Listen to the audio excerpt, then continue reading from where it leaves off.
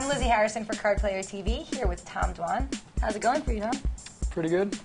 So you're known as a big online poker player. You've been entering a lot of live tournaments lately, a lot of live cash games, but what actually got you started in poker? I started playing online like 4.5 years ago. And what prompted that?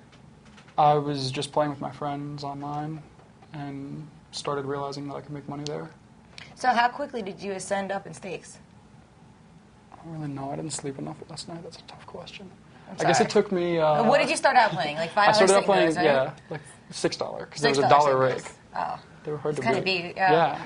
And then within like 6 months, I was playing like $1, $2, sometimes $2, $4. And then I'd occasionally like take shots at 5-10. Did you find the cash games be more profitable than the tournaments starting off? Yeah, I mean, I only played tourneys for a little bit till I had enough money to play like 50-cent dollar, and then I just grinded that for a few months. So what was most helpful in improving your game as you went up in levels? Like, what did you learn? Just playing. Just playing? Yeah, playing, talking hands with my friends. That's definitely what improved my game the most. And what was the time span between you starting and you reaching the levels where you play now?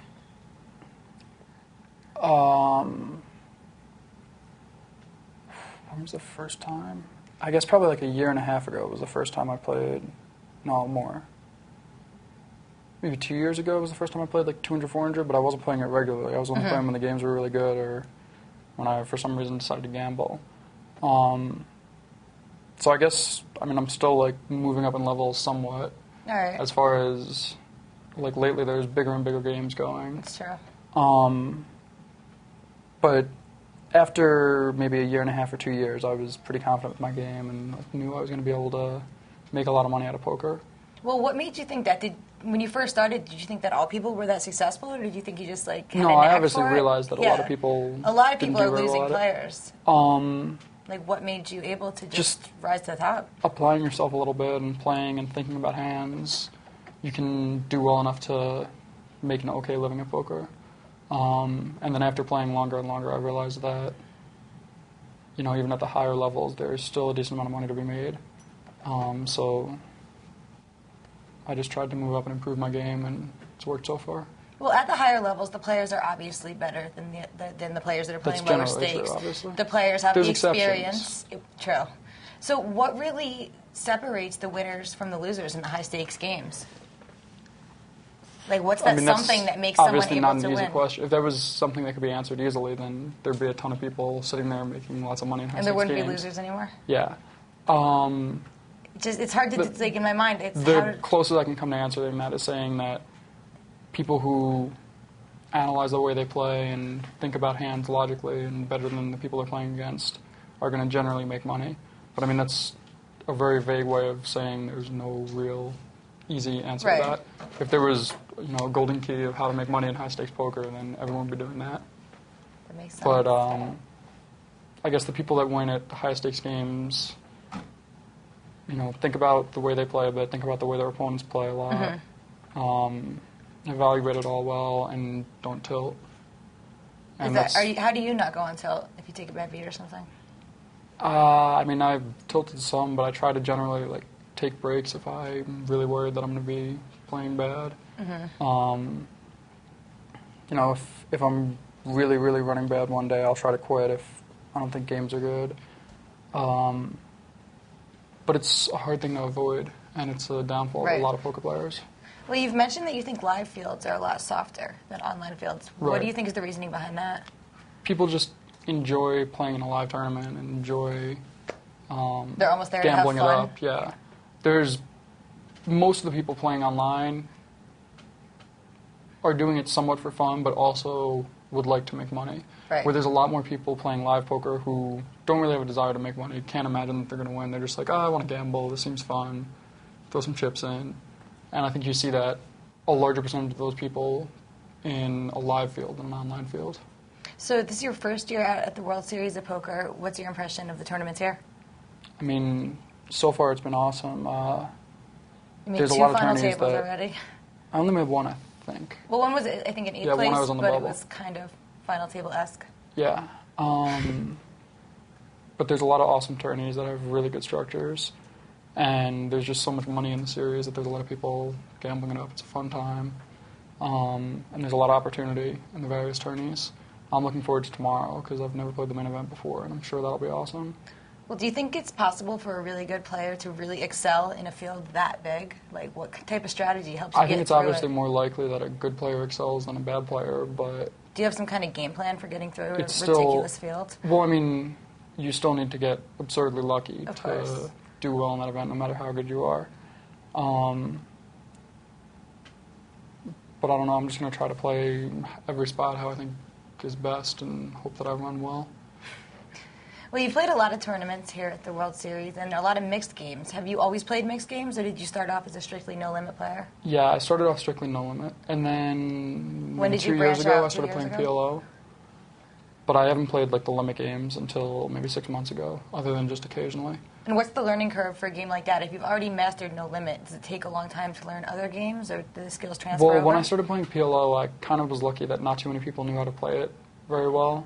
Whereas the limit games, a lot of people already obviously Right. know how to play very well. So PLO was somewhat easier to learn because I was learning with other people who were better than me at the time, but not by that much, didn't have that much experience on me just because not that many people played PLO 3 years ago. The limit games, it's definitely somewhat tougher, and I'm trying to be pretty careful about how I do it, but I've spent a decent amount of time in it. Well, how do you go about learning the limit games? I've just Just went over like a playing? bunch of hands with people I thought were good at limit, played a lot, practiced a bit, like talked hands with my friends. I don't know, so far it's worked out pretty well. What skills transition really well from your no-limit expertise over to Just limit? reading hands is the main thing. Yeah. How do you put your opponent on a hand? Well, I mean, you still can realize hand ranges and what someone's likely to have in various spots. So there's still a lot of similarities between limit poker and no-limit poker. I mean, there's still people are going to be aggressive players or tight players or Right. loose players, people who, checkers bluff rivers or don't bluff rivers or anything like that. You just have to keep track of all that. Obviously, there's the problem that in some of the limit games, I'm not exactly sure what to do in some spots where I'm not used to that in no limit because that hasn't happened in a while where I have a lot of spots come up.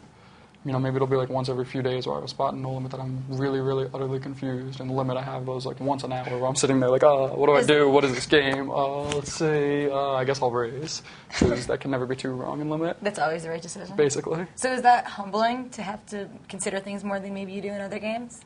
Yeah, I probably. mean, you've just like run over the high stakes no limit games for so long, and then to come into a game where you're not as familiar with it. Yeah, I mean it's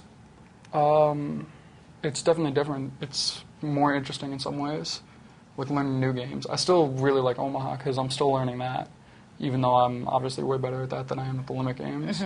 But that's just a really, really complex game, like far more complex than the limit games or even no limit, I think. Why do you say that? There's just so many more, let's see how to phrase this.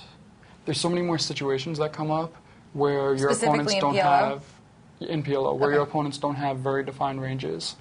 Whereas in no limit, a lot of times it's like someone's bluffing or they're not, and you need to figure out one of the two. Okay. And in PLO, a lot of times it's like, yeah, they either have a wrap or a flush draw, or a wrap and a flush draw, or two pair and a flush draw, or a That's set, it, yeah. or maybe they're bluffing with a wrap or a bad wrap, and you need to.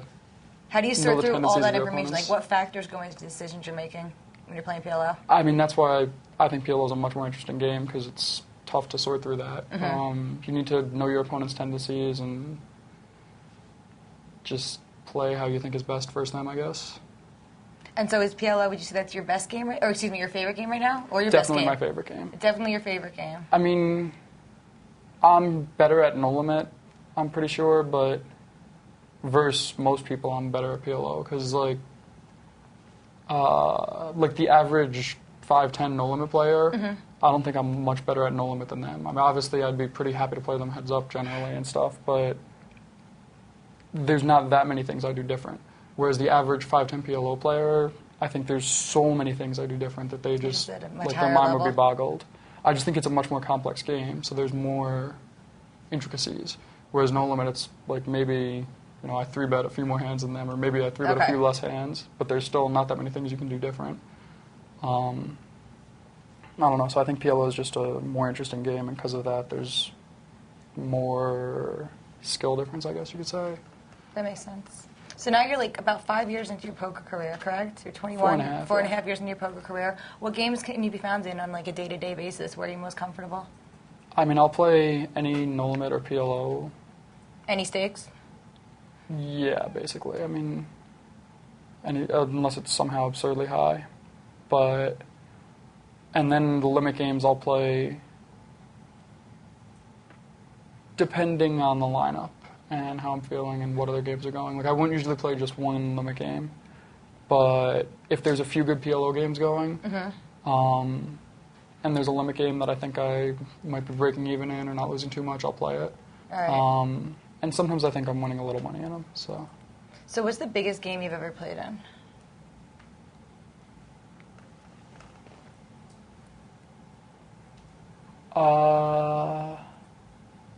Oh yeah, 1K, 2K PLO. Okay. That's definitely the biggest. And There's what's a few it that were like? close, I mean, did it ever phase you at all to play for such large sums of money? I mean, being such a young guy, you were in college a couple years ago. Yeah, I mean, it must be mind-boggling at first. I've had some crazy days in the last month or two. I've heard about them. Yeah. What was the craziest? I had one day I was stuck 860K online, and I ended up like 50K. So that was probably the craziest. How do you deal with swings like that and like just keep your sanity? I don't know. That was a tough day. That was a tough day. I was really close to quitting a bunch of different times. Do you think you'll ever walk away from poker for good? What do you mean for good? Like stop playing as a pro and just Just play retire with your money, recreationally? and just like hang out. I might at some maybe point even play take a another lot career. more recreationally and take another career. I mean, it's pretty likely that I'm gonna like play the main event every year and play occasionally because I do enjoy it sometimes, but I definitely play a lot more than I would if someone gave me like $100 million tomorrow, because I play right now mainly to make money. Okay. And there's a lot of times I'm playing where I wish I was doing something else, but there's a game I think I'm making a lot of money in, so I play that instead. So definitely within a few years I'd expect to play a lot less. So what would you be doing if you weren't playing poker? Last question. I'll let you go, I swear. I know there's a lot of good games going saying, on do you right want now. that biggie sized? Something along those lines. I could totally see that. Can we get a little think I'd be McDonald's good. hat photoshopped on here? Do you have one? Thank you very much, Tom. It was good talking to you today. All right. Lizzie Harrison with Tom Dwan for Card Player TV.